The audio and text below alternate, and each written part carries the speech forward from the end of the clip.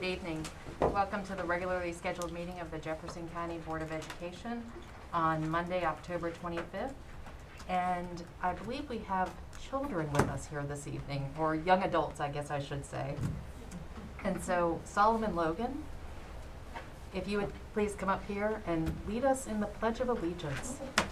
Take the duties off of me for an evening.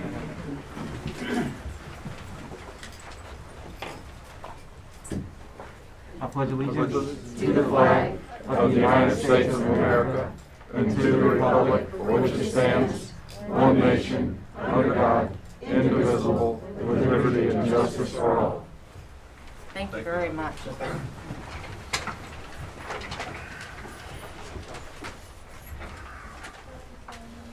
And as a reward for helping me out, I would like to ask if there is a motion to move the superintendent's comments next because of the fact that she has a few guests helping her out this evening. So is there a motion to move superintendent comment up in the agenda? So moved. Thank you, Mr. Osmore. Is there a second? Second. Thank you, Mr. Cable. Any discussion? All in favor, say aye. Aye. Opposed? All right. Thank you. Wow, I hope the rest of the night goes that smoothly. But so thank you very much. You do notice that for the first time in quite a long time, we have a number of students here. And all along, despite there being a lot of distractions, as they always are, we've maintained the business of educating children and helping them find their place in the world. An important part of that is our teaching them about how to work together, about how to collaborate, about how to recognize the other people in their space and be able to work with them to be successful and bring all these very different ideas, convergent ideas sometimes to fruition. They will be in charge very, very soon. And one of the things that we are working through with them is a program that we have implemented on teaching respect and civility through a number of different lenses. And as much as I could sit here and talk to you about it in my dry, boring instructional self, they will do a much better job than I. So we have 4 students here tonight to speak with you. Miss Lyric Johnson, who's here in the back. Raise your hand so people know who you are. Ms. Lyric Johnson. Mr. Solomon Logan, who you just met, Miss Caitlin McGuire, and Miss Gabriela Rodriguez. So I will turn it over to them. Thank you. Thank you very much. We've come here today to speak about respect and civility in our community and in our schools. So next slide, please. All right, so this is our depiction of kind of the theme months that we're going to be getting into. So this is an iceberg. I don't know if any of you guys really know if you've seen it before, but as you look above the water line, it's the tip of the iceberg, all right? It's what we see surface level. When we meet somebody, we see the surface level things, but with these themed months coming up, we want to dig deeper and get to know people more, get to know what's under the surface, and get to know them better. We can go to the next slide. The main question is, what does respect and civility look like to you? I can say for me, respect is not talking back to your parents or grandparents, because they probably know if they're telling you to do something, they probably know it's for the best. So talking back is kind of just a sign of not really respecting them, and to respect them, you just do whatever it is with an open mind and knowing that it's probably for the best. Following along for me and my family, respect would look like as being a good listener when it comes to communication skills. In my family, if you're a good listener, that shows that you're being very respectful towards that person. And that's something to improve on in every day, daily. In my family, respect, the main thing is manners. Because if you grow up my grandma and my granddad and you don't have your manners, they're just going to look at you wrong and you're going to know you messed up. So that's a big thing. And eye contact. If you're on your phone or not listening and you're not holding main eye contact with them, they find that very disrespectful. So I always make sure I'm looking you in the eye and I have my manners on point. One thing in my family is being a good helper, whether that's helping out, taking care of your siblings, or doing some chores for your parents, taking some off their plate. That shows a lot of respect and initiative in a household. So. Next slide, please. So this is the layout of all of our months and the questions for the overall respect and civility theme. So this month, we know deals with how you respect your family and stuff like that. But this whole program is student-led, so every school, their students are taking over, and they can put their own twist on it. They can personalize it in the way they think matters, because as you saw, all of us have different ways that we show respect in our family. So that's the main thing. It's student-led. As one of the schools of JCS, Jefferson High School has begun to start this process of personalization when it comes to culture and equity. For example, starting this Friday on October 29th, multicultural music will be played through the PA system from 7:30 to 7:45 a.m.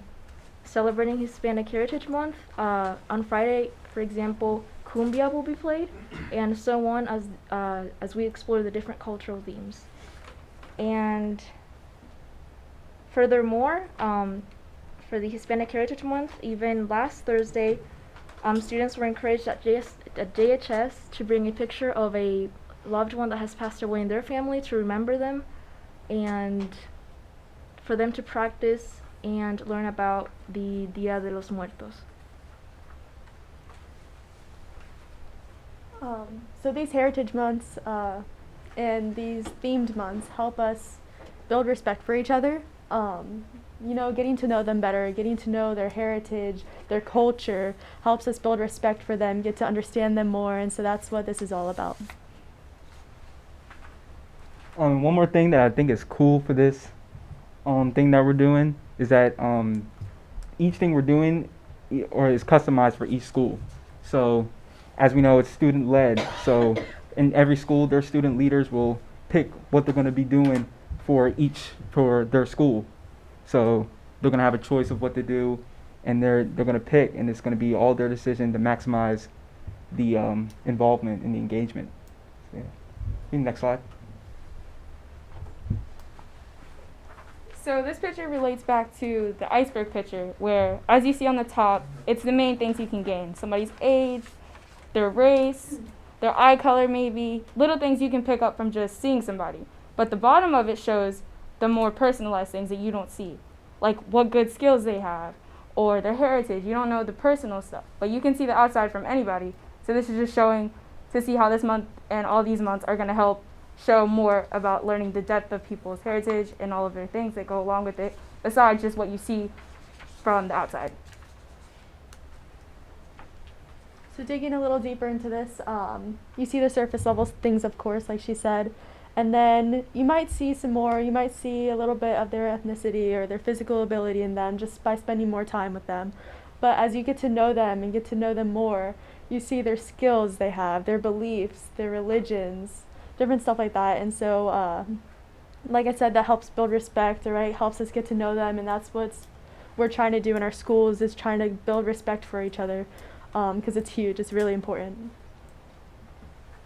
Next slide, please. So this is just a little intel on what we're doing for November. So our question for November is, how do you honor your ancestors? Where did your ancestors come from? So that's just a little thing to dip your toes in the water to see what we have coming for November. Thank you guys for your time.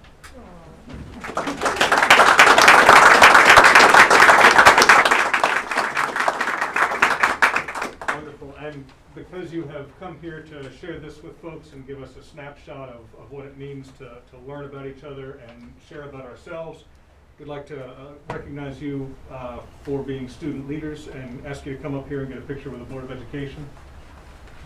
Solomon, Yep. Gable, I'll ask you to crowd in. Lyric? Thank you. Out of order. Caitlin? And Dr. Gibson, that teamwork and collaboration of your superintendent comments, very great. Thank you. There you go. Thank you so much. All right.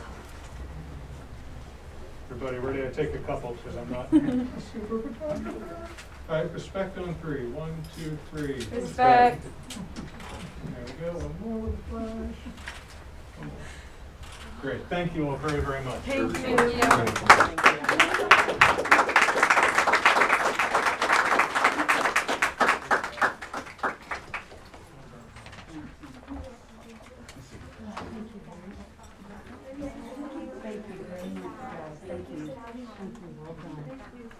So much, well done. That's my favorite.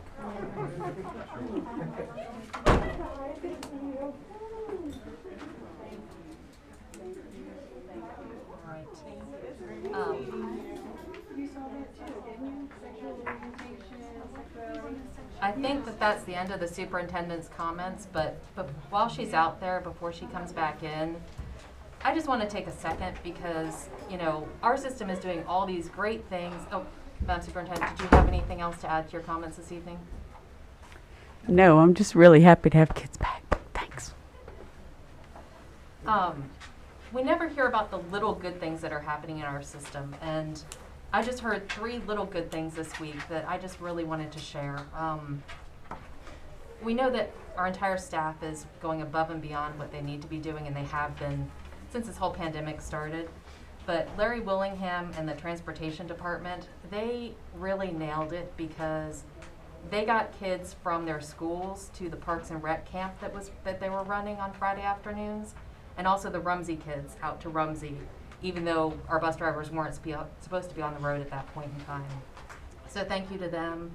And then also with the Friday afternoons, Ms. Curry and Mrs. Marcus over at Jefferson or Washington High School, they rallied the National Honor Society students to provide childcare for the employees there so that they could get their work done on Friday afternoons.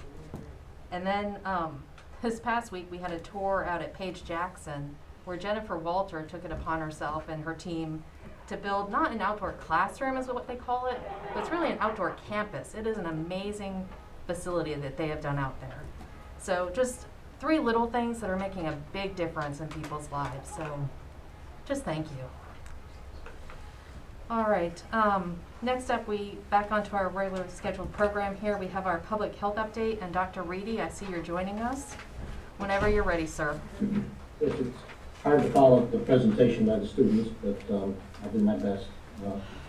The number of cases has decreased in the last 2 weeks, which is good for everyone. The nurses, the teachers certainly appreciate fewer people that they have to try and quarantine or figure out who is next to who. The cases are still, though, in what's considered the high transmission area. The numbers for high transmission mean more than 100 cases per 100,000 people in the population. For Jefferson County, which is less than 100,000, that means if we have we had 83 cases last week, which is about 155 per 100,000. Between 50 and 100 cases would be considered substantial transmission. Berkeley County, when they set up their guidelines, said as long as they're in the substantial or high transmission area, they would have the mask requirement. For us to be in the below the substantial, we'd have to have 28 cases or fewer in a week. And I hope we're on the trajectory to get there. The big concern is that now as the weather gets colder, more activities will be inside. People can be closer together. At this time last year, the beginning of November, was when the cases really started going up and didn't come down until the end of January.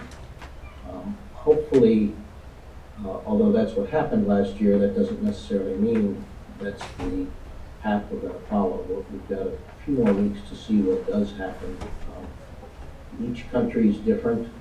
In the United Kingdom, the cases came down a bit, but didn't continue to fall. And they're seeing more people ending up in the hospital than they did a few weeks ago. Our case numbers, as well as our hospitalization numbers, are improving, but they're not good yet.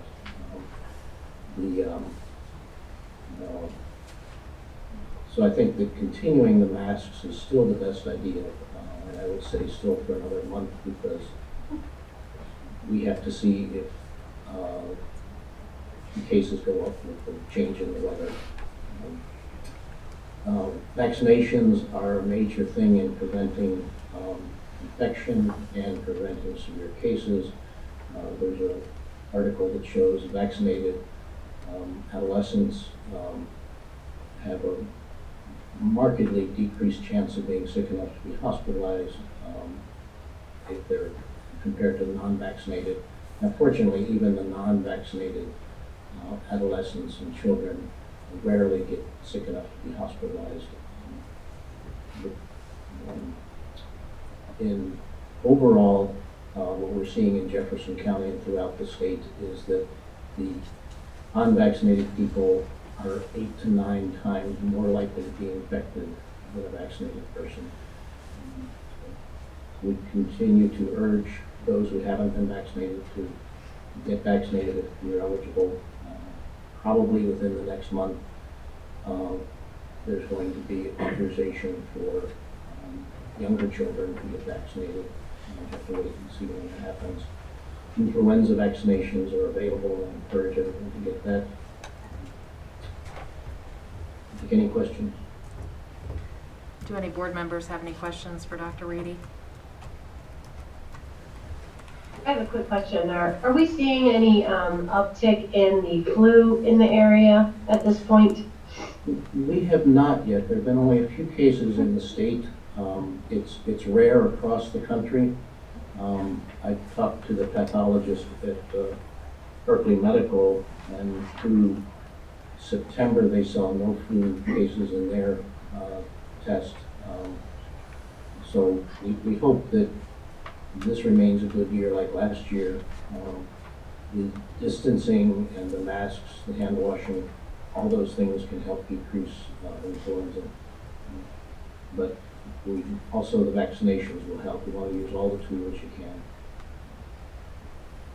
So is it in your estimation that if we get to the numbers that you're talking about at 28, I think you said per day, on average, that you think that is a safe opportunity for us to take off our masks and kind of move on? Or what are we looking for so that we can get to that place?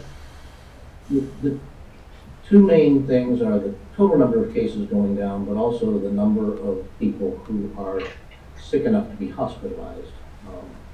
We hope we're going to get at a point where people are getting infected, but they've already got some immunity, either from being vaccinated or from being previously infected.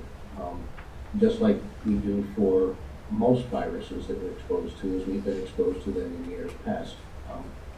We wished this would have gone away, but it doesn't look like that's going to happen. As far as if we get to the 28 and lower, is that going to be sustained? If we want to look at the patterns of what's happening in other communities, you don't want to get off the brakes too quick. Last spring, though the numbers in late winter, early spring, the numbers came down, but they really didn't flatten out. They peaked back up about a month later in the Eastern Panhandle, not as high as it had been. So I think we have to look at what's happening. I'd love to say a month from now it's going to be better. We'll be doing 28 and we need to masks, but we just haven't been able to predict this very well. I still can't. Is there an opportunity to look at the amount of people who have been vaccinated or who have actually had COVID with the natural immunity, to be able to see, such as kids in our high school level, we start with them because we have a certain percentage that we know it should be safe enough, even though we're indoors, to start with them, or to start with middle school, like, you know, the lowest risk of younger children. Like, what are we looking for to do? So one of the biggest reasons for masking is not just to protect the health of the children, because they will, for the most part, do well, but to decrease the spread of the virus amongst anyone, because it will affect those who are unable to tolerate the infection. So it's protecting others in the community as well. So we are seeing cases in all the age groups. Unfortunately, there's no age group that has a high enough number for there to be immunity in that group, and all the different age groups intermingle in the home or socially, if not in the classroom.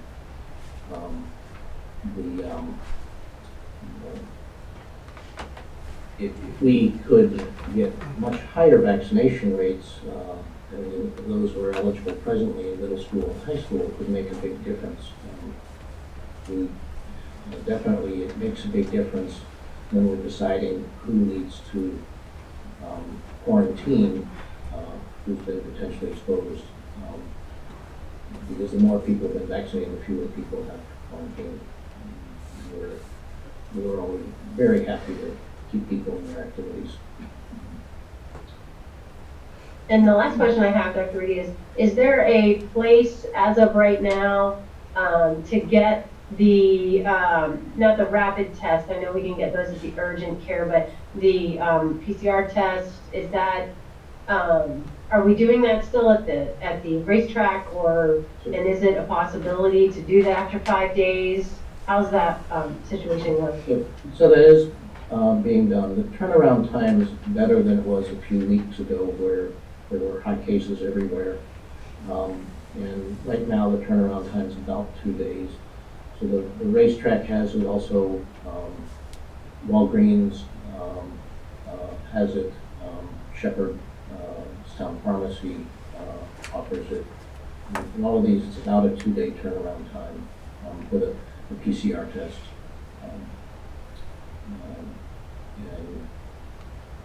And that is helpful for people getting back to activities, and also helpful for picking up cases that people didn't know they had. We are still seeing this virus when it gets in families who aren't vaccinated. Most of the time, the whole family gets infected. It's more than before. Nationwide, including West Virginia, of the tests that they're doing, over 99% of the viruses turn out to be Delta. So that's what we're dealing with. And the other variants almost disappeared. This one's really taken over. All right. Any other questions from the board? Thank you, Dr. Reedy. We appreciate you joining us again this evening. Thank you.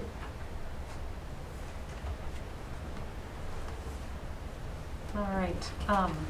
Next up, we have the Teacher Leadership Framework with Mr. Silver. And I believe not only do we have students here tonight, but I believe we have teachers and principals. And this is just We do indeed. We do indeed. We're trying to get back to business as usual to the greatest extent possible. So a big thank you to the board for their support on the retention and recruitment plans.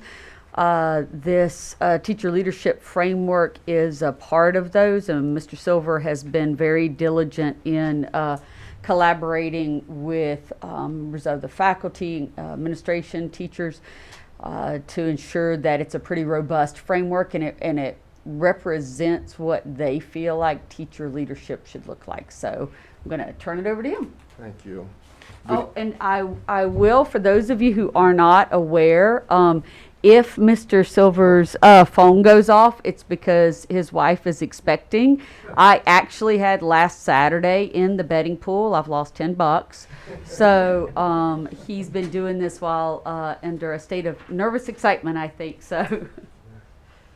That's an understatement.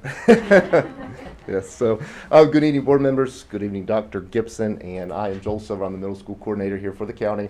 And I am happy to be joined by Mr. Jason Smith from Washington High School. He's the faculty senate president.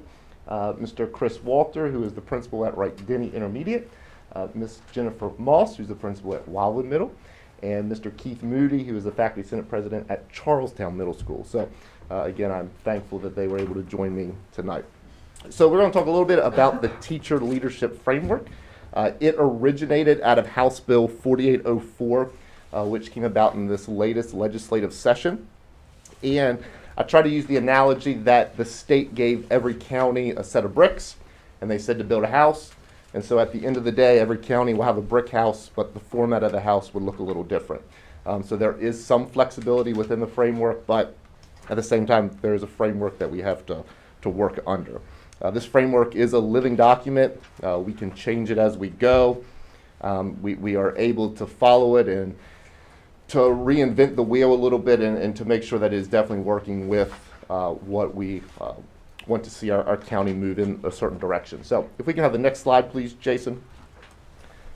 This just says exactly what House Bill 4804 says, that the state of West Virginia, the West Virginia Department of Education, shall assist the county boards with the design and implementation of this teacher leader framework. Next slide, please. There are 3 goals of the framework. The first one, that everything that we try to incorporate, it must deal with student achievement and growth. The second goal is it must increase our teacher collaboration. And then lastly there, it needs to be based on the retention and development of highly effective teachers. Next slide, please. So the state gave us some must that this framework must address. And so the first thing, it must address specific roles and responsibilities. And so the reason that we're presenting this now, later on we will come before you with some position creations that the state says we have to create to make sure our framework is implemented. Now, 2 things I want to point out about the positions.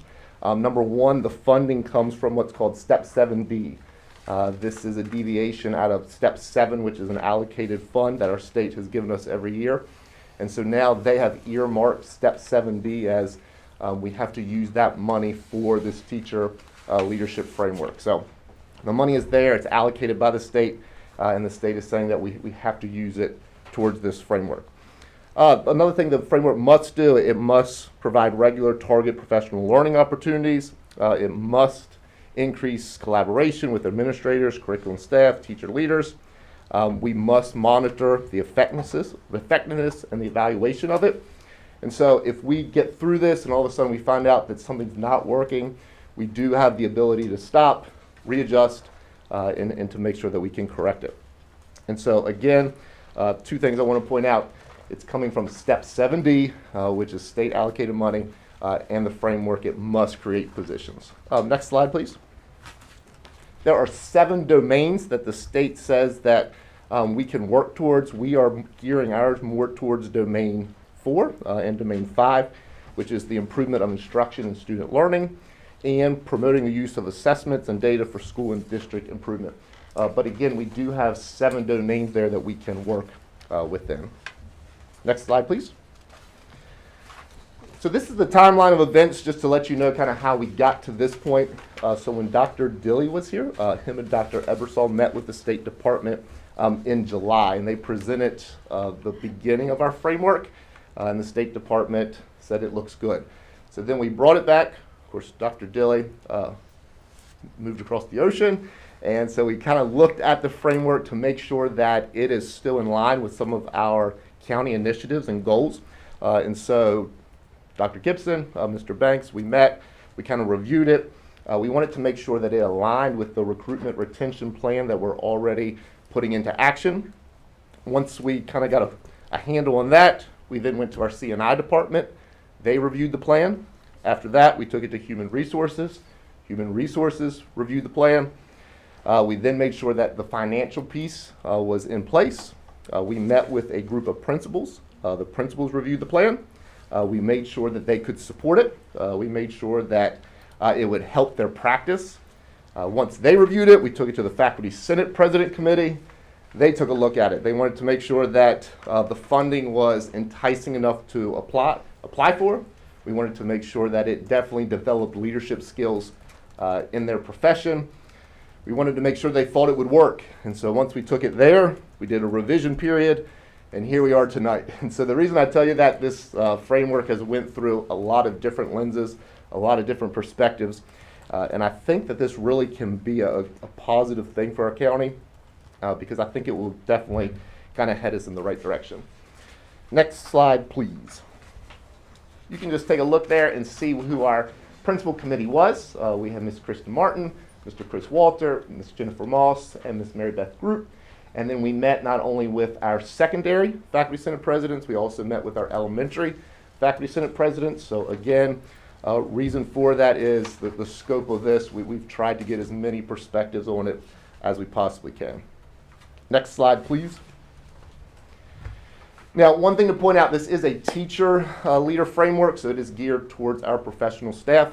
And again, building their leadership qualities within them.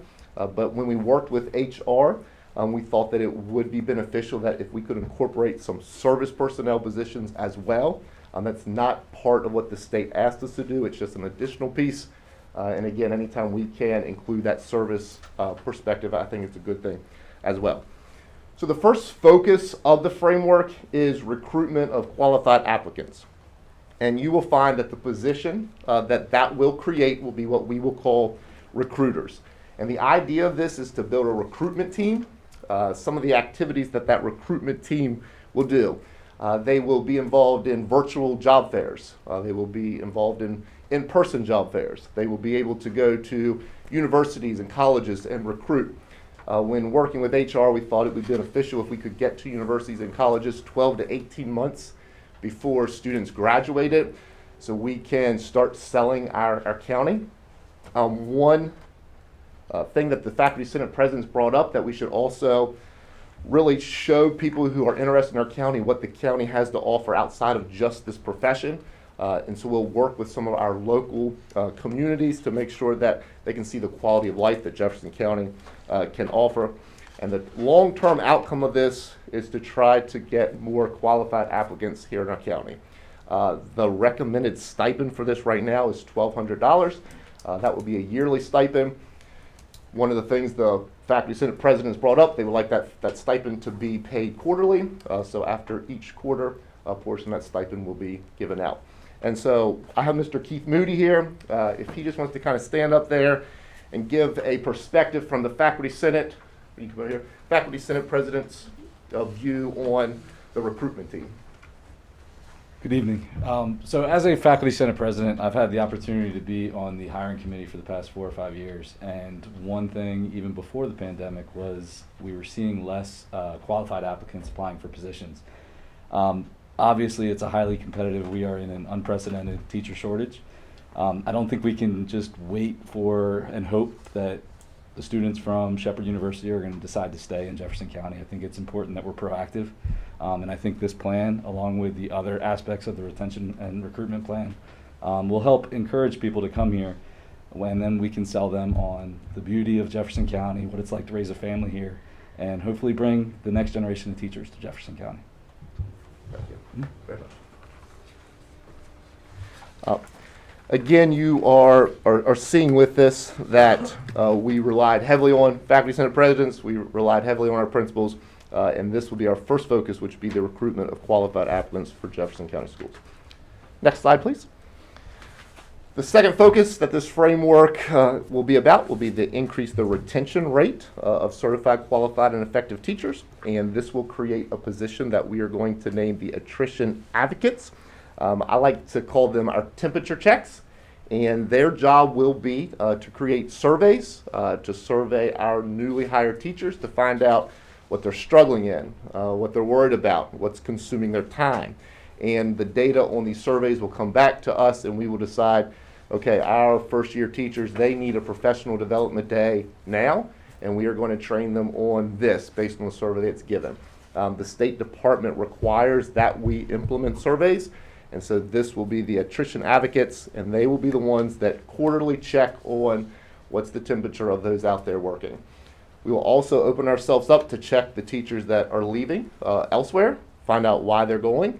If there's any way we can fix some of the things that they're leaving because of, we will check with parents who are choosing alternate education, find out why they're doing that.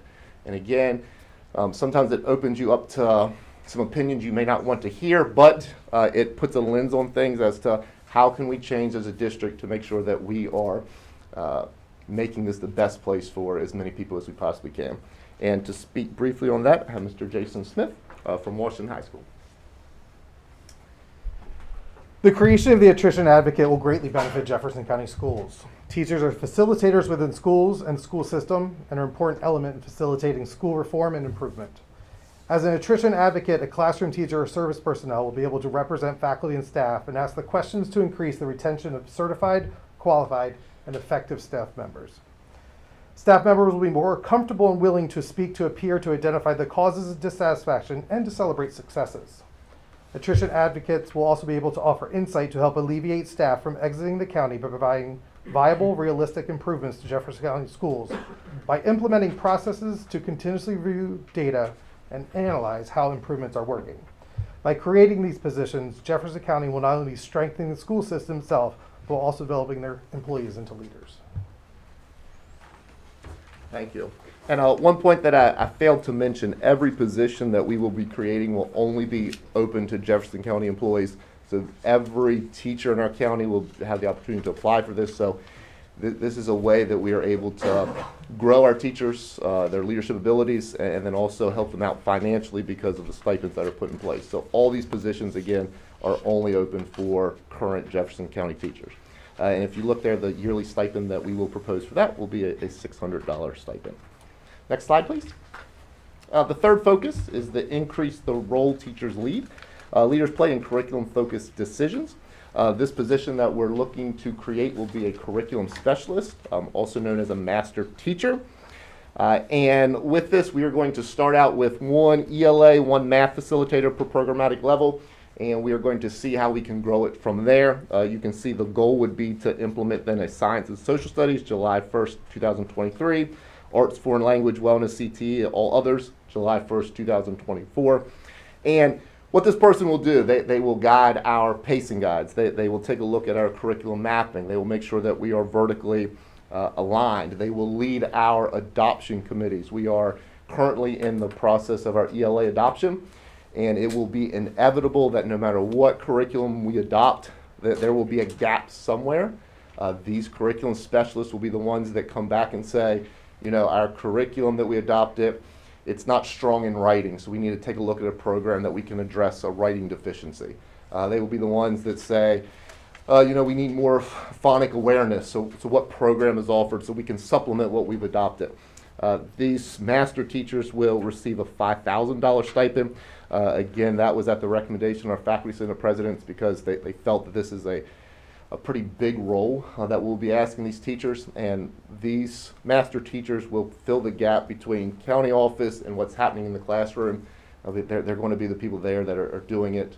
They'll be able to come back and say, hey, we need professional development in this area, we need support over here, but they are going to be our curriculum piece and to make sure that our curriculum is aligned, one, with our standards, but we're also making sure that programmatic level that there aren't gaps in the vertical alignment.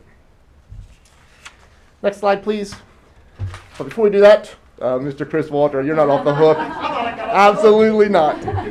From a principal's standpoint, how he feels the master teacher will help us. Almost. That was close. Basically, as we look at this, it's pretty much common sense. There's nobody that spends more time engaging the kids with the curriculum than our teachers and our instructional staff. So in order to give a full picture of what's going on in the classroom on a daily basis, what's working, what's not, when should we prioritize what we're teaching, how often should we prioritize what we're teaching, it just makes sense to give them a bigger ownership and a bigger leadership role in that area. Thank you. Next slide, please now. This last focus, and this is one focus that we are already currently rolling out. You have approved the mentor teachers in the last few board meetings. This is another initiative that our State Department has asked us to initiate, and so we have grouped it with our teacher leader framework. So we are not working individually, but our plans are working together. And so this is our instructional mentor. Our instructional mentors can mentee up to 3 individuals. That stipend that we are giving is $750 per mentee. These mentors are taking our new teachers by the hand. They're the ear that they are listening to at the end of the day when it's been extremely tough for them. They're the ones that are mentoring them of how to deal with maybe a difficult situation in their classroom, how to deal with a behavior in their classroom, what pedagogies are working or not working. The mentor teacher may be someone that our new teacher cries on at the end of the day, laughs with at the end of the day. It is their support system. And so we were extremely excited when the state brought this program back. The reason we didn't have to ask for a position creation with this because it was already created. It's just been brought back to life. And so Ms. Moss from Wildwood will talk a little bit about how the mentors are currently being used in our school. So just like an elementary school has a buddy bench out front, you could look at our instructional mentors as the buddy benches for our staff. They help them navigate the platforms of the school, the systems of the school. Where do I get textbooks for this classroom? How do I access some curriculum? Who do I go to if I have this problem?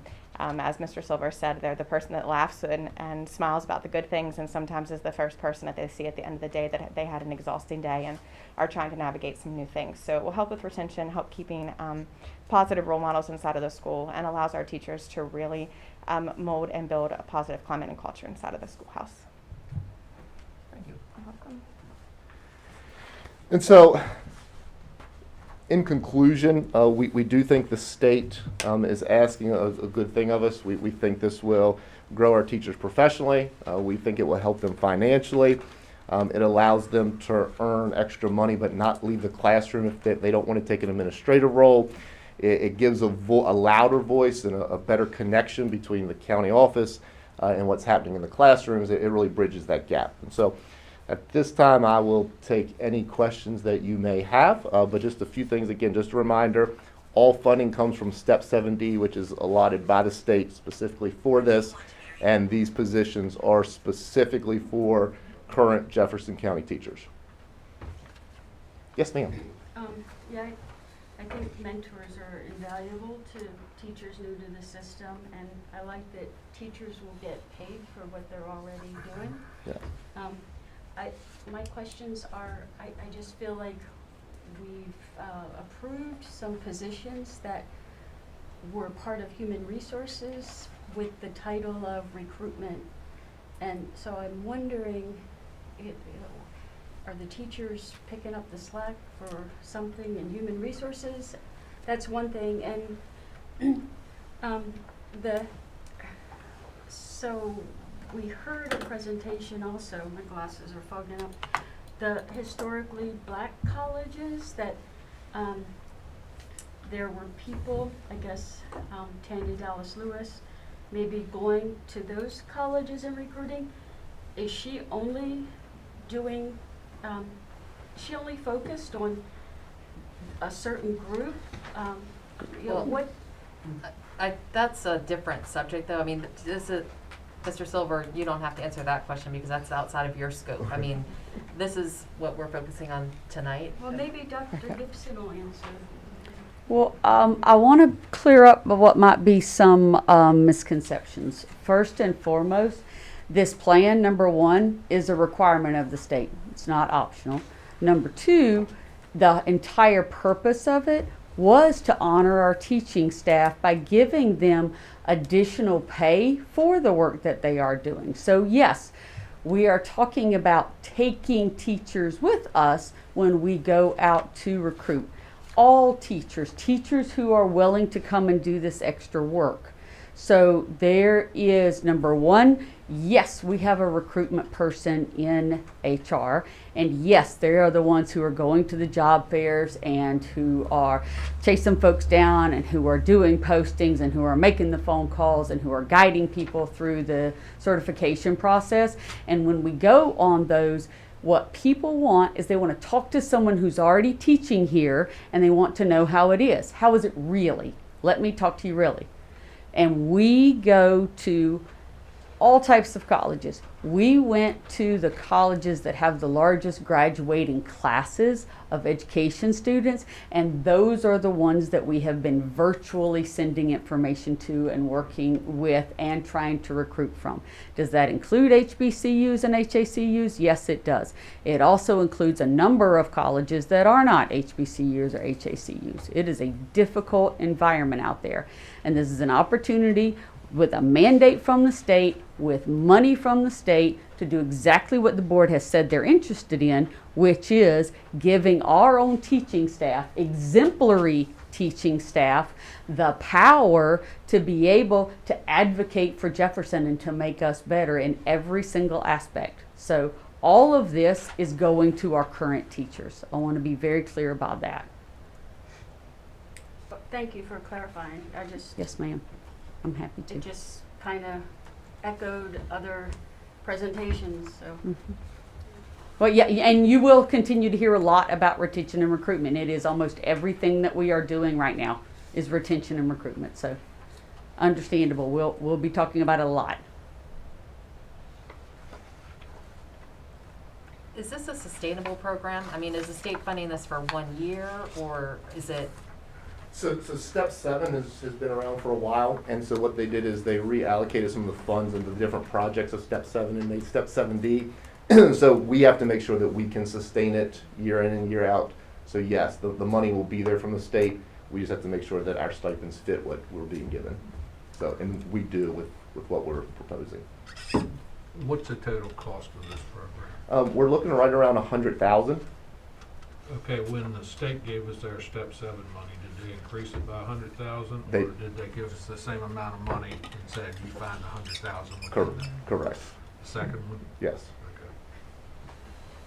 That was kind of them. But that's usually what happens. The good news is at least it'll go directly to our teachers.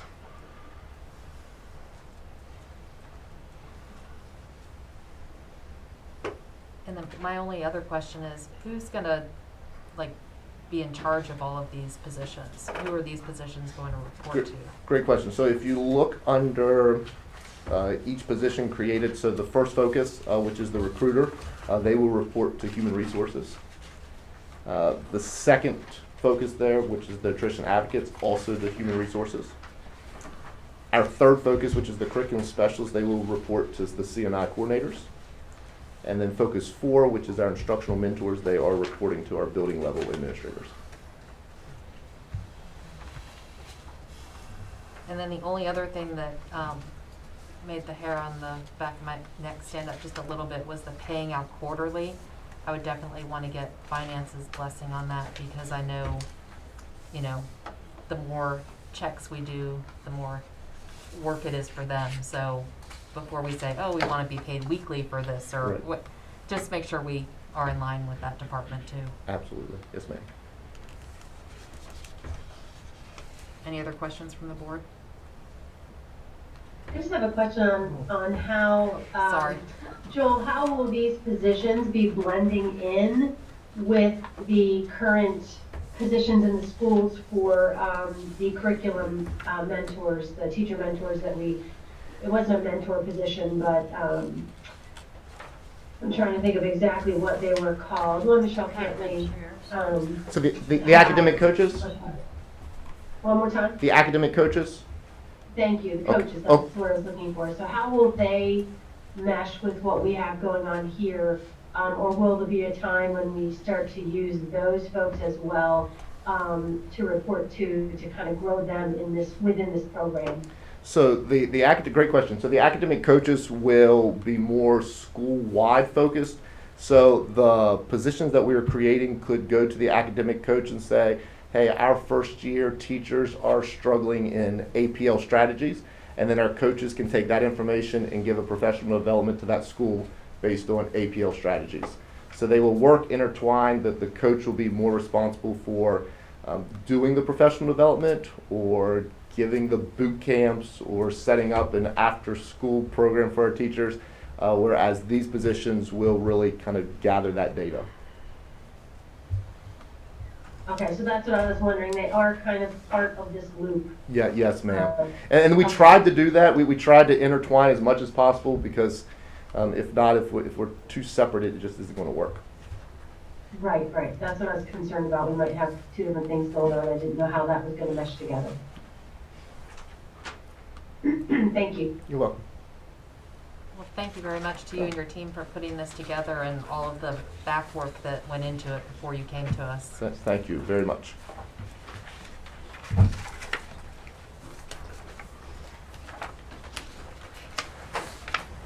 you for coming out, you guys.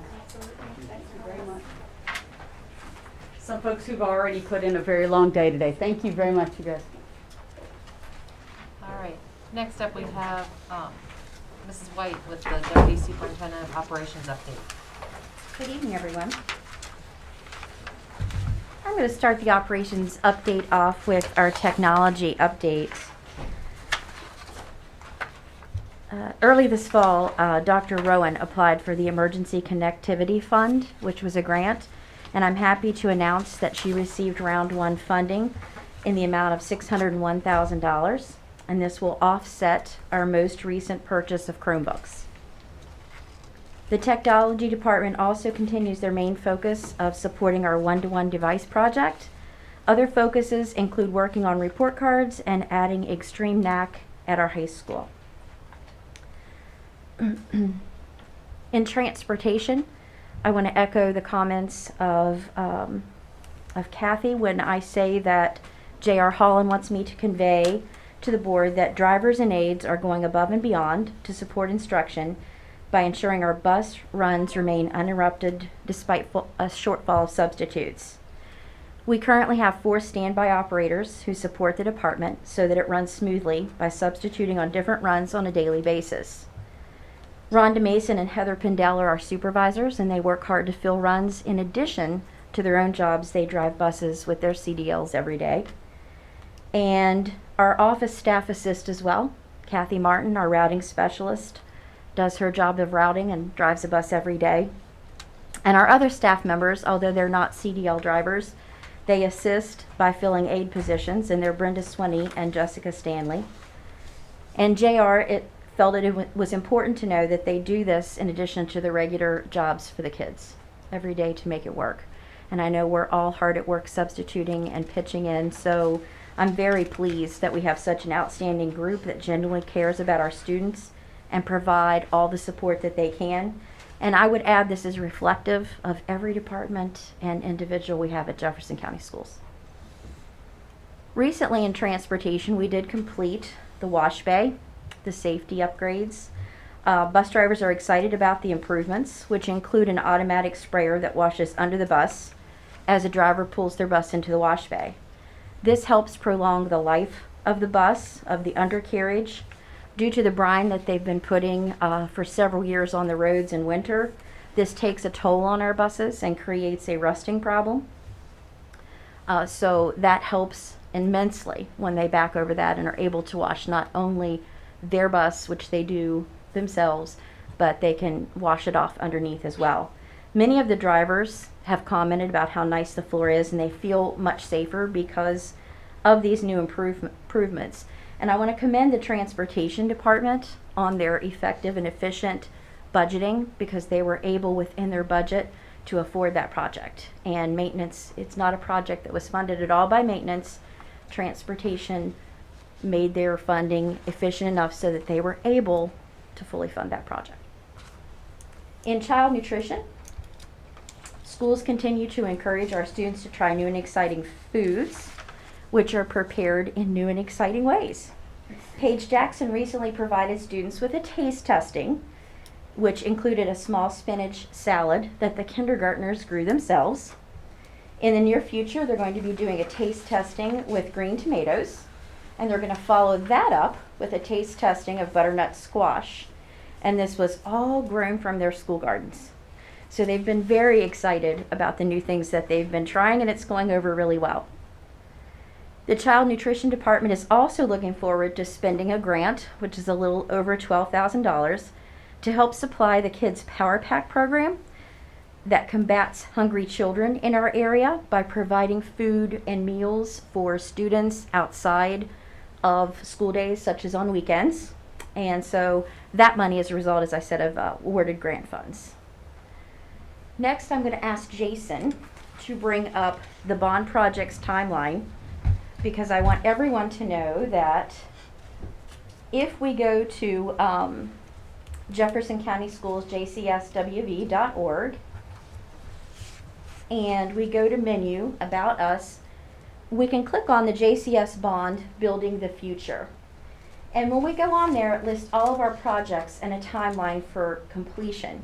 So I wanted to provide, and Jason, you might want to hit Control Plus just a little bit so it makes it a little larger for our viewers if you can. And I'll ask him to follow along with me and scroll down as I review the projects. The projects we see first were this summer's projects. I'm going to bring to you this evening, under unfinished business, C.W. Shipley awning. That is still in the planning phase, as we wanted school inputs. We studied lots of different awnings for this school, and we wanted a substantial awning and a substantial awning that was that fit kind of the vibe or the look of the school architecturally. So we involved the school and asked for their input. So that project, of course, summer has passed, but we'll ask you to approve that project tonight, and upon board approval, we're going to defer that project to next summer when we can install it safely when the staff and students aren't there. We're still in progress of converting the water fountains. We are able to get more and more of the bottle fill stations and convert some of those water fountains. However, we have 2 plumbers, so our plumbers get called to different projects, but that is an ongoing project that has gained momentum, and so our schools have lots of bottle fill stations out there so far. Still ongoing. The Jefferson High School turf field, as we know, is completed. We completed roof projects both at Blue Ridge Elementary this summer and at Wright Denny. We will have more projects next summer. Blue Ridge campus, the elementary school, we did exterior brick repairs there this summer, installed 2 HVAC units at Ranson, completed resurfacing of tennis courts at Jefferson High and Washington High, replaced bleachers at Shepherdstown Middle. We did track repairs at Charlestown Middle School, and we replaced carpet at C.W. Shipley. That will be a project also where we'll continue next summer converting the carpet and into tile. Projects for this fall that are in the planning phase include middle school STEAM labs and portable STEAM lab kits for elementary schools. I know that our coordinators are in process of developing plans for those, which are very exciting. Particularly the elementary kits has gained a lot of momentum. We are in the planning phase of the Ranson and Shepherdstown schools. This is kind of the hurry up and phase wait, because people ask us a lot of questions. Are we doing it? Are we doing it? Yes, but you won't see anything yet. We're in the process of getting site surveys, determining locations, getting a rendering for the school. So all of that will be unveiled in the near future, and then we'll see the construction. That'll be very exciting because we'll see things go up, and then we'll hit another slowdown when it gets into finishing, because people will see what looks like a finished school, of course, and the finished work takes forever. But we are hard at work in the planning phase with that. The architects have been hard at work on that. We're also working and in the planning phase for middle school exercise bikes and e-readers. And then Jason, if you'll just slide down a little bit, please, to winter projects. This winter we have on deck to add 2 mag locks to our bus garage facility, and that will make it just like it is here, where you have to have a badge and you have to use a badge or buzz to get in the facility.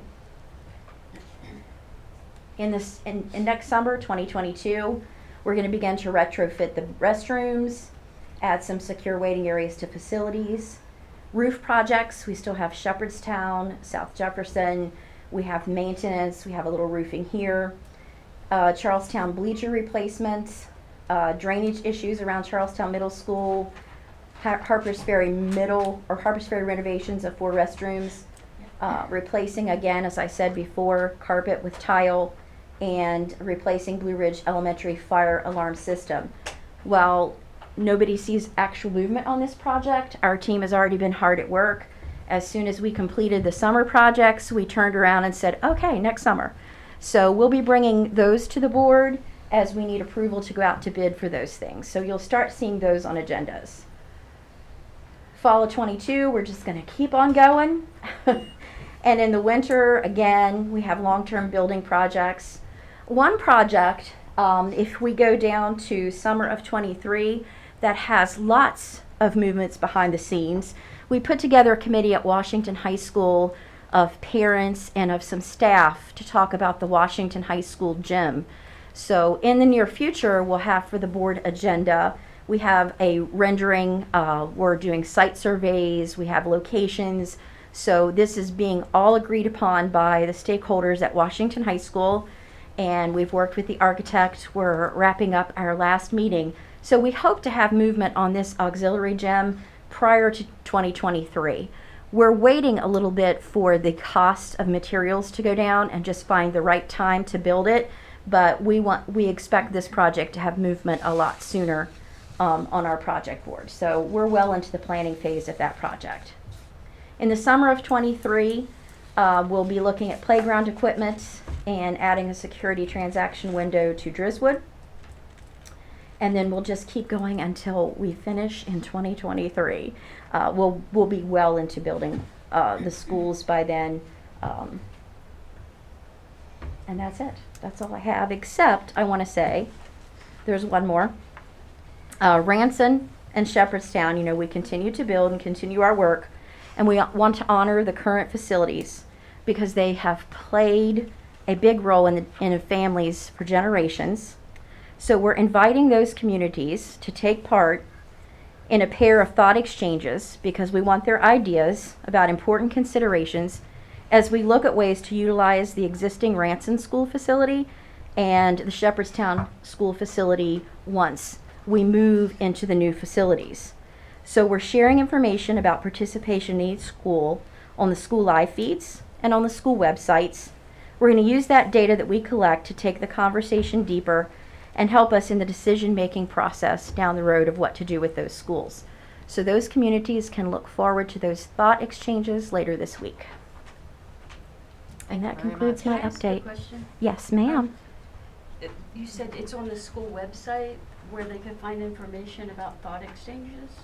It's going to be later this week. It's Which going to be for Shepherdstown and for Ranson schools. Okay, so they would look at those particular school websites. Yes. The other question is about the Kids Power Pack program. Yes. Is it possible to get healthier foods, even, you know, to pay a little more to send home a little bit healthier foods? That is not a Jefferson County Schools program. I do know who runs that program. I'm certain that Dylan Bites can work with her. I will pass on your comment and your feedback so that Dylan can have a conversation with the lady that runs that program.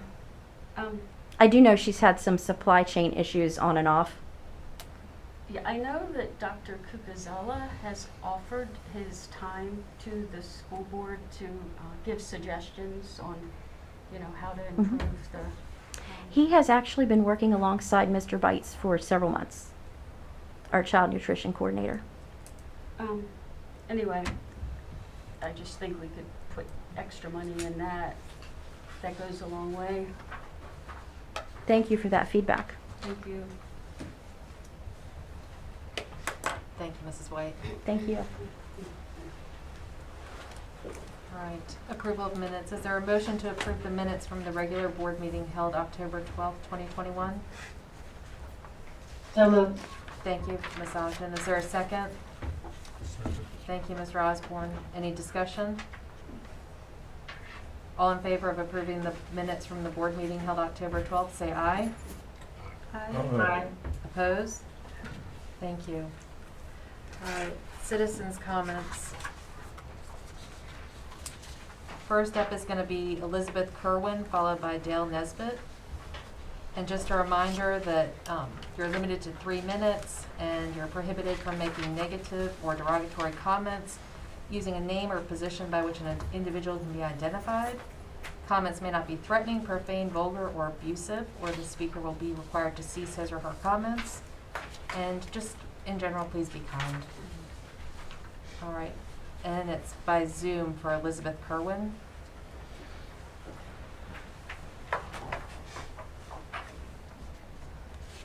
Hello? Hi, can you hear me? Yes, ma'am. Okay, I just am glad to have the opportunity to once again thank you for the mandates that you have had in place for keeping our children safe and keeping our kids in school and keeping the schools open. I urge you to follow, again, the advice of the Board of Health doctor who said to recommend to continue wearing masks. And also to follow the CDC guidance, which says to continue wearing masks in schools, to keep the schools open and to cut down on transmission. Again, thank you for all of the hard work that you're doing. I know this has been very difficult, and we support you. So please vote again to keep the mask mandates in place, and if possible, just put them in place for the rest of the school year. It would be nice if we didn't have to come and do this every single month. That's my statement. I will turn it over to my husband now, and here he is. Good evening. I always like to sit there and say we still keep the mask as a mandate.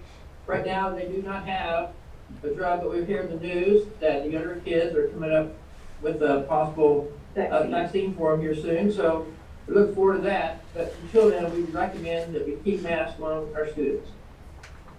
Thank you so much. Thank you.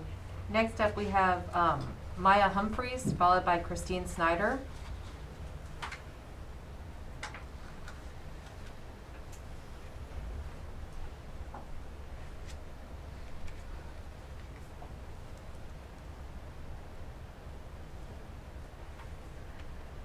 Hi, can you hear me? Yes, ma'am, whenever you're ready.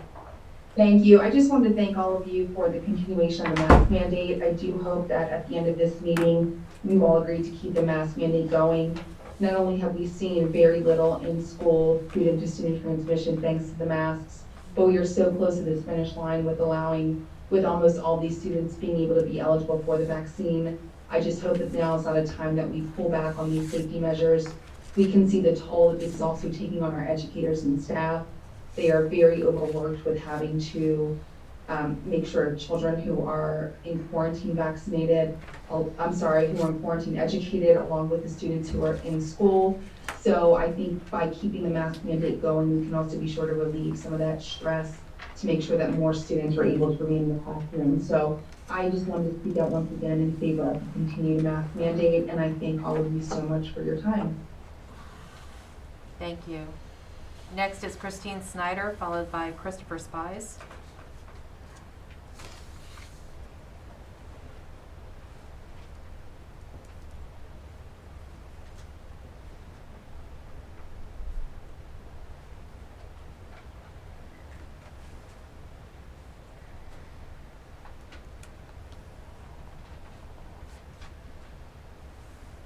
Mrs. Snyder, are you there? I am here. All right, whenever you're ready. Thank you. I am echoing some of the comments already presented to you. I'm so grateful for the mask mandate. I feel like it's allowed the school year to start off so well. And so I too would urge you to simply pass tonight a plan to keep the mask mandate in place as long as the CDC is recommending masks for students. And then this doesn't have to continue to be a distraction for you all, and all of us in the schools as parents and teachers and students can just plan for it. I'm excited about the vaccine being available to younger kids, but the masks are working so well, and I don't think most kids mind a bit. So thank you for what you're doing, and please do it even more so. Thank you. Next is Christopher Spies, followed by Jody Coran.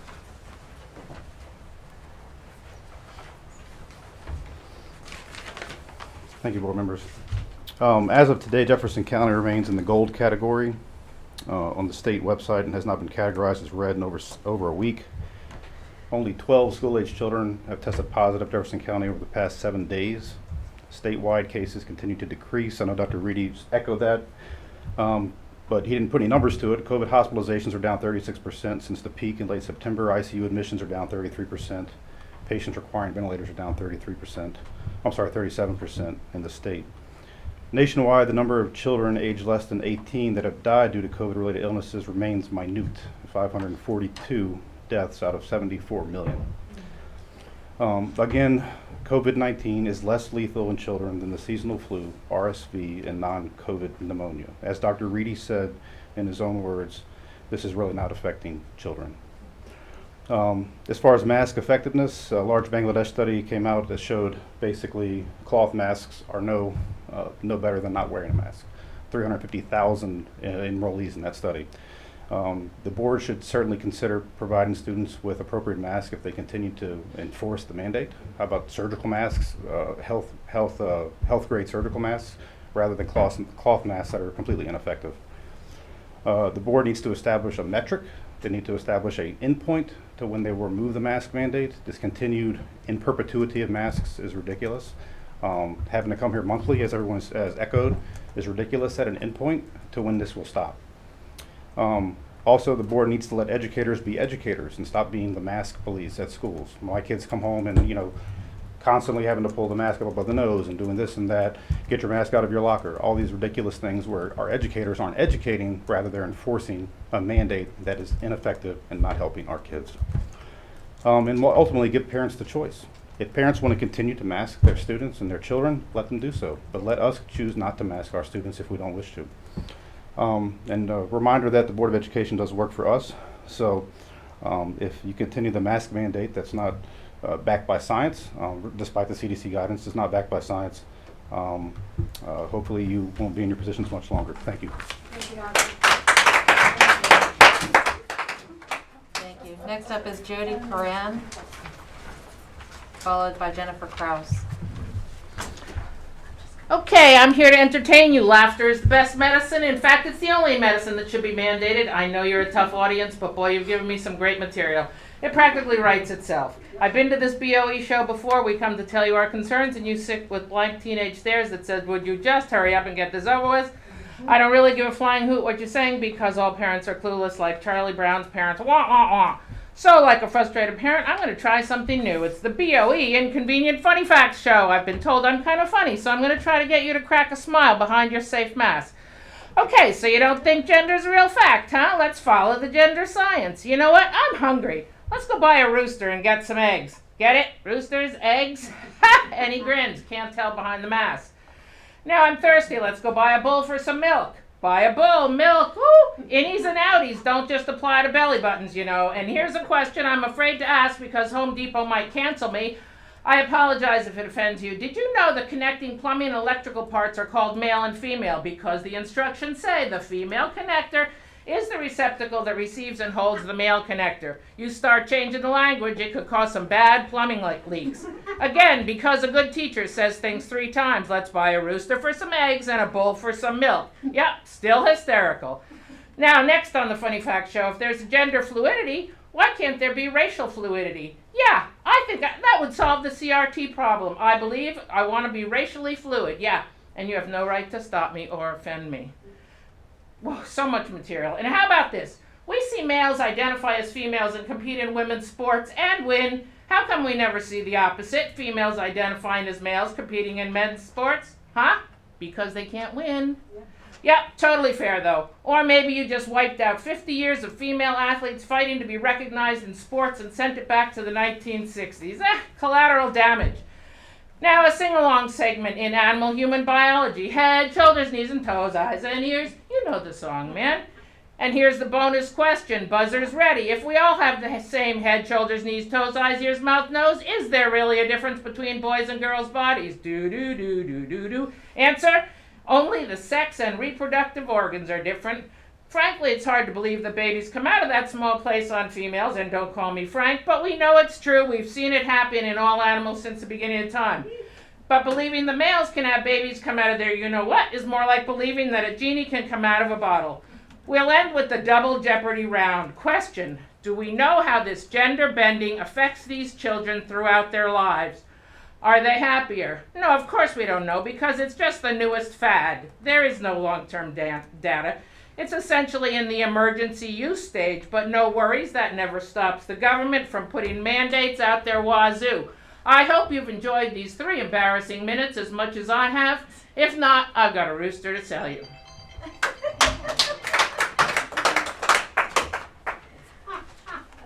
Thank you. Next up, we have Jennifer Crouse, followed by Karen Buck. Yep. That's a toughie to follow. Good evening. My name is Jennifer Crouse. I'm the mother of 5 children, 3 of whom are currently enrolled in Jefferson County schools. I've been coming here every 2 weeks now for months to fight this horrible mask mandate.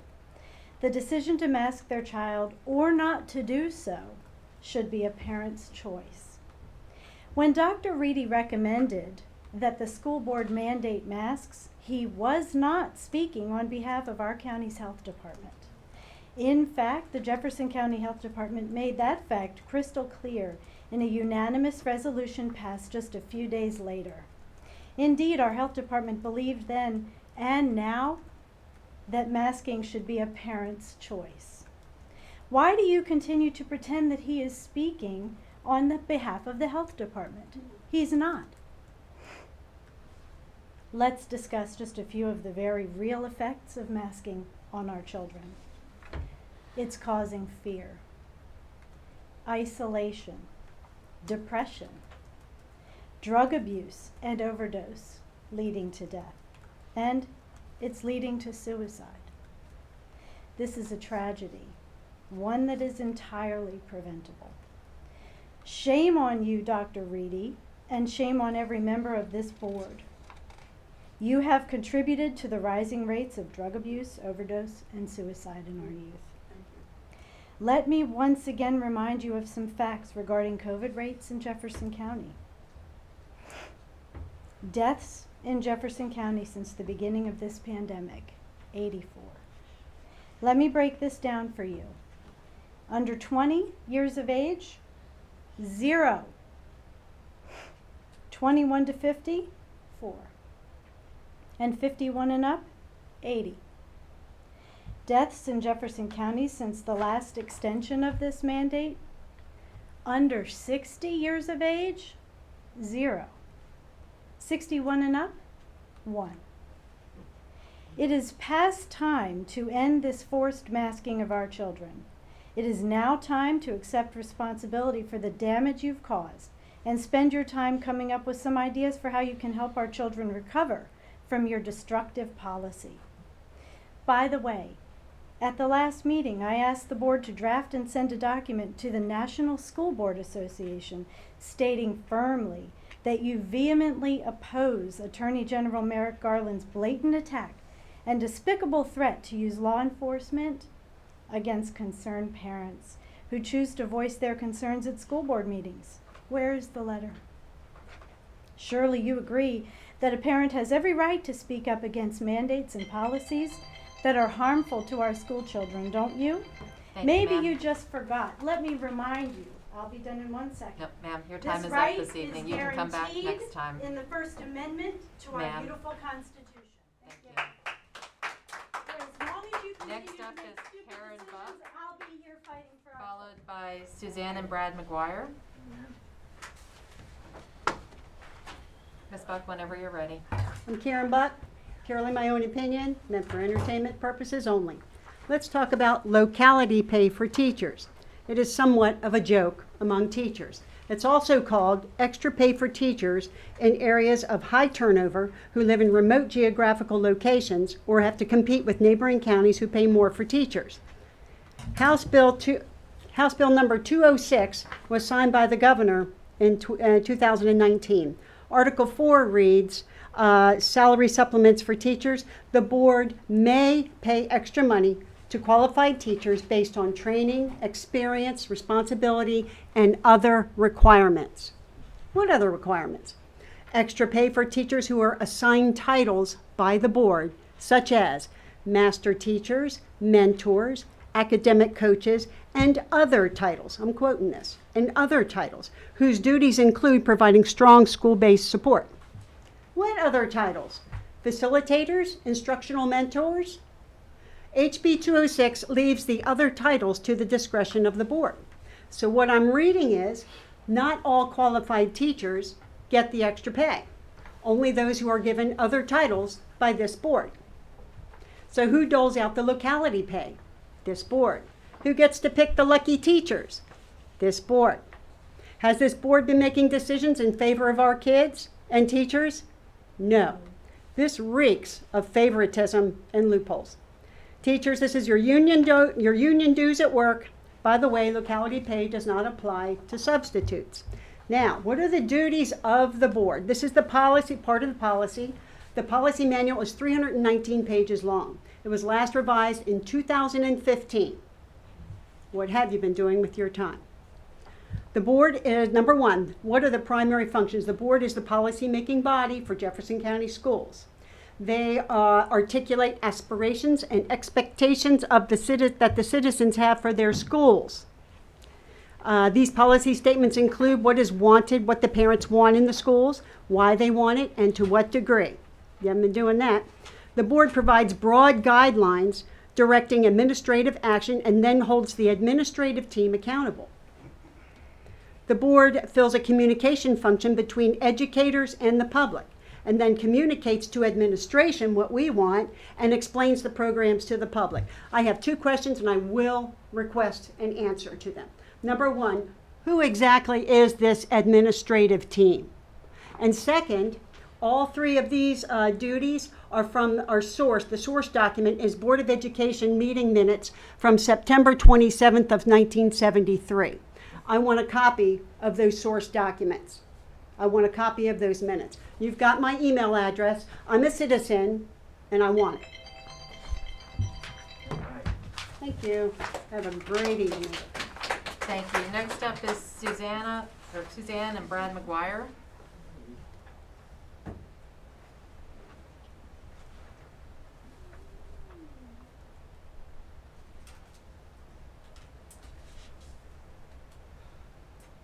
Mr. Johnson, are they on Zoom?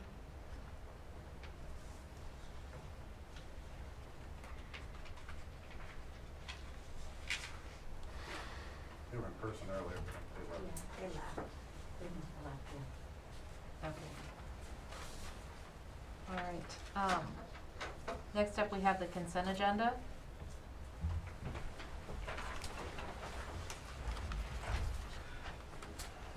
Yes, ma'am. There are two edits to the consent agenda. One, number 32.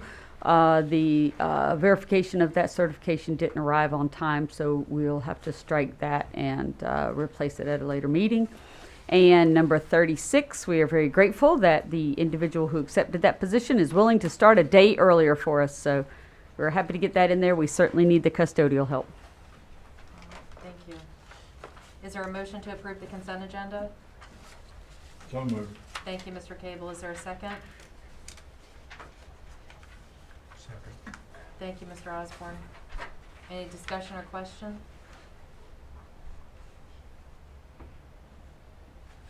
Hearing none, all in favor of the consent agenda as amended with those two changes to number 32 and 36, say aye.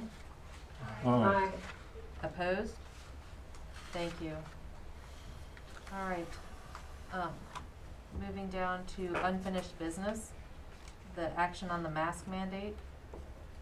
Is there a motion on the mask mandate per the public health officer's recommendations?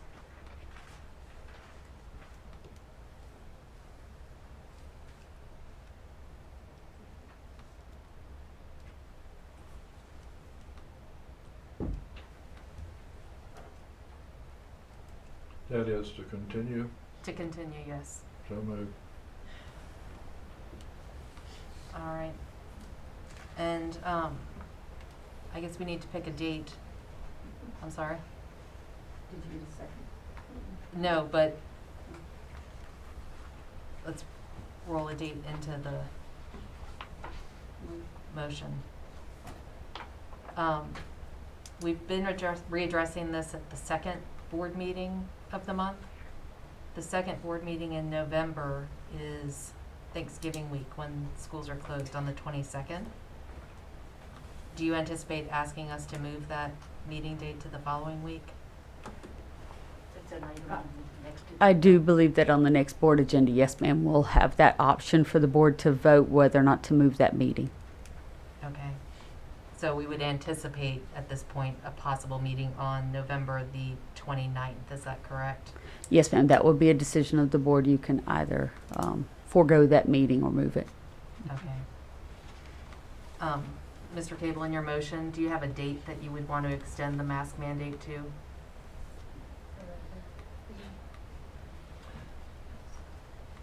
I don't know that we need to make a specific cutoff at this time.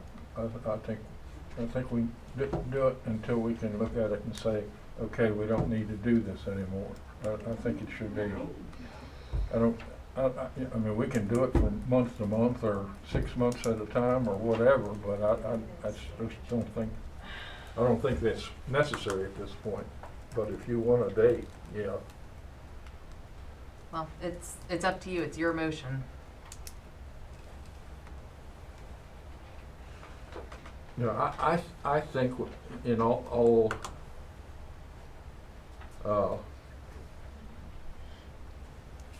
reason that we say, okay, we're going to do this until we come to the point where we say, okay, we don't need this anymore. I think it would.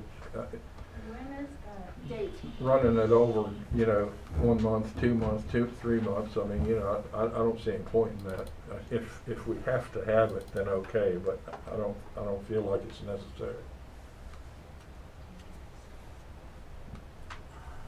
Okay.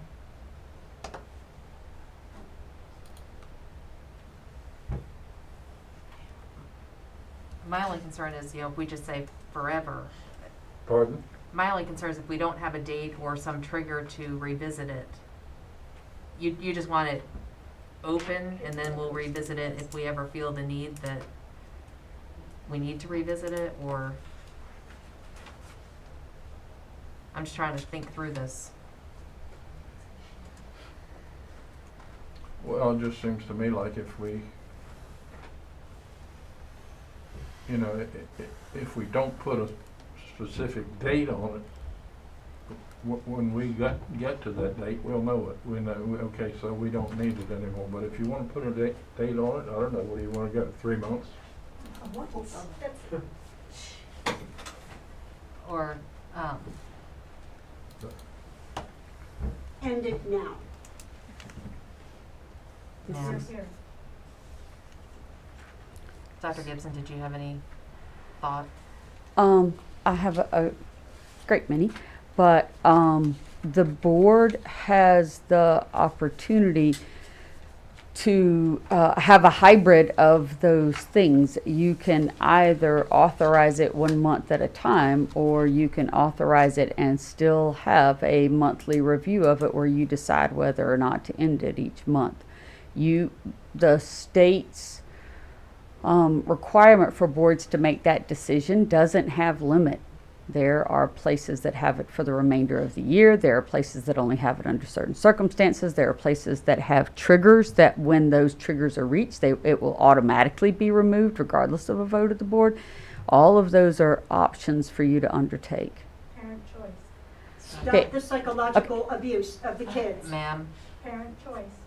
ma'am. Okay, so Mr. Cable, your motion is to put masks in place indefinitely until we have a trigger that we revisit and remove it. Is that That's not what I understand? Yeah, that's what. If you want to put a thing on it, Parent that's choice. fine. Excuse me. I can change that. Excuse me, I'm sorry, Madam Chair, because you appear to be engaged in this debate with Mr. Cable.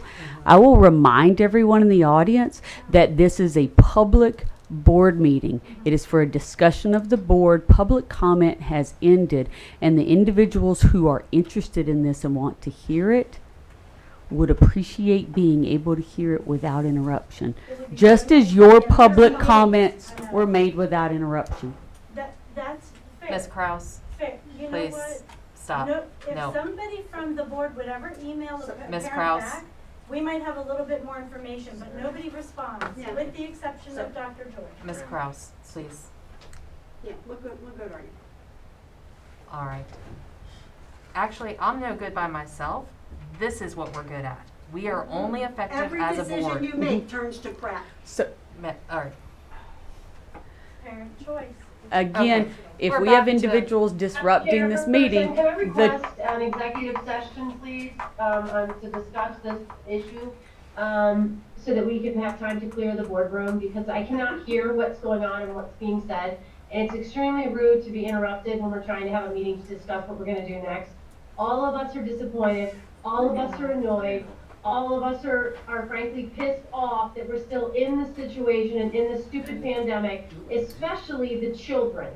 So I think it would be good for all of us as adults to remember that this is about our children, and we don't need to keep debating it back and forth. I'd like to hear from Mr. Cable what you'd like, so we can move on with this and get back to what we do need to be doing, which is education. Thank you. Parent choice. So, Okay. So, Mr. Cable, your motion on the floor right now is to have a mask mandate, period. Is Forever. that correct? So- Yes. Okay. Is there a second to that motion? I think that Thank you, deserves Mr. a round of Osborne. applause. so All right. So there's a motion on the floor to have a mask mandate. Mr. Cable and Mr. Osborne. So- Any discussion amongst the board? So the motion on the floor, Kathy, can you get, I couldn't hear because of whatever the noise was, is to have a mask mandate, just a mask mandate that we will revisit when? Just a mask mandate, and then, you know, if things change or Dr. Reedy believes that things need to change, we can bring him back in and change it at that point. You've gotta be joking. He doesn't speak for the health department. No, he doesn't. That wasn't there. Ms. Ogden, did you hear what I said about Dr. Reedy, who's the county public health officer? Yes, thank you. Okay. All right. Any further discussion amongst the board? All in favor, say aye. Aye. Opposed? Opposed. Aye. Opposed. Ms. Ogden, was that in opposition? Yes, because I don't think that we want to do that. I don't want to just go do it with no Okay. end in sight. Thank you. So, yeah, thanks. All right. Motion passes. Next, we have request approval for a vendor of the C.W. Shipley awning bond project. Yep. People are out of control. We've been control freaks and this guy is for the Barely kids. awake.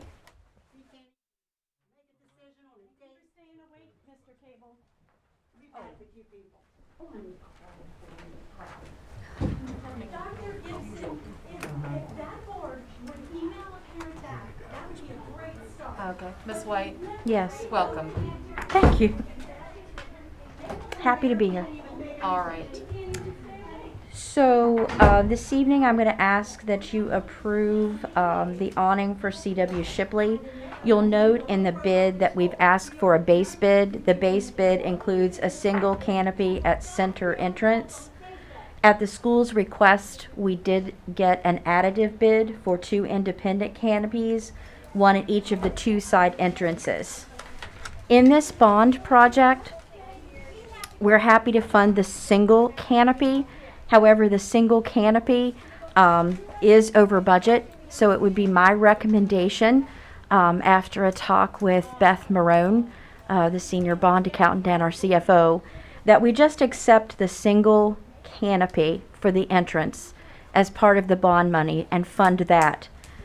If C.W. Shipley would like to have 2 canopies and entertain that, we now have a cost of $79,000. And it would be my recommendation that they might put that on an LSIC presentation so that we could get that on a list of projects to address at a later date. My recommendation tonight is for Mangini's, just for the single canopy at the center entrance at a cost of $60,000.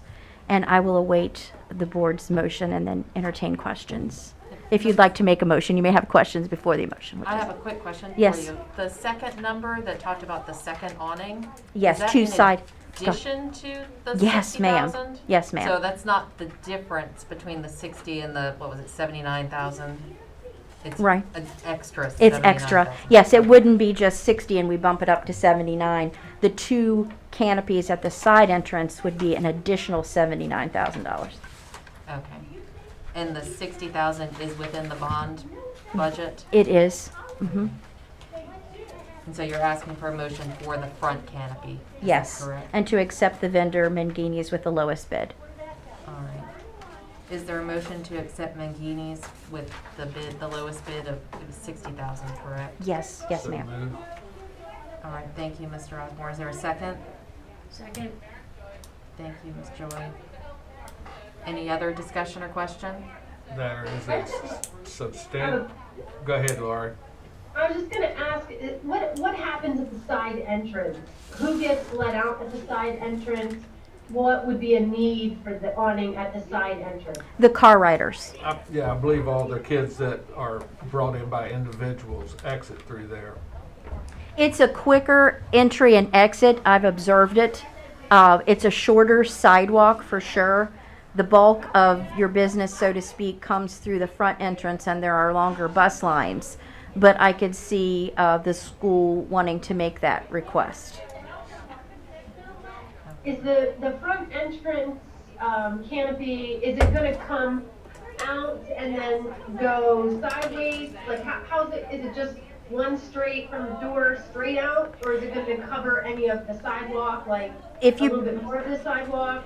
If you picture T.A. Lowry's, it'll be the front sidewalk. It won't come out and then go down the sidewalks. It'll just come from the front entrance.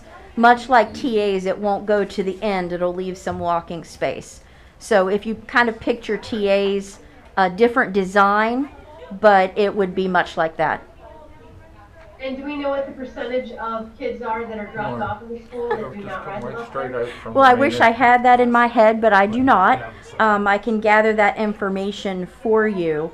There are a fair number of car riders there, but I don't have a percentage off the top of my head, Laurie. Laurie, so many. And the budget for that was how much originally? It was in the 30s for that, so we're more than double right now with 60,000 due to the type of awning and due to the just the cost of things right now. One thing we didn't want to do is put a carport kind of awning in front of it.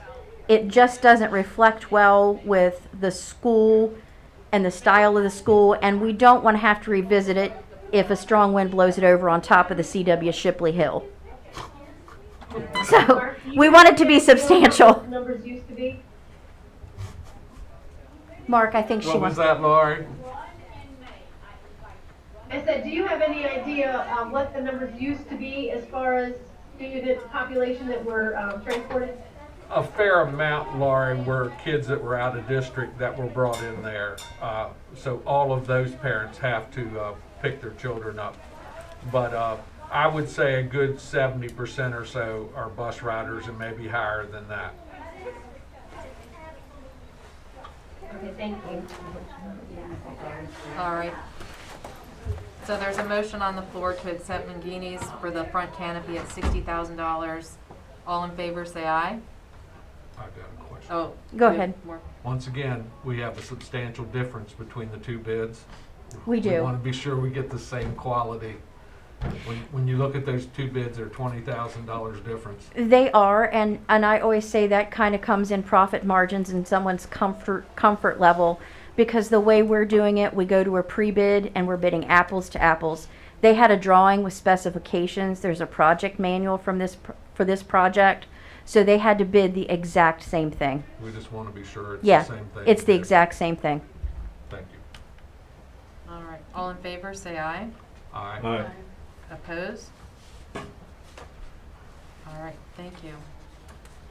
And we already had your superintendent's comments and no executive session this evening? Is that? No, ma'am, there's no executive session. All right. 8:40, meeting adjourned. Thank you.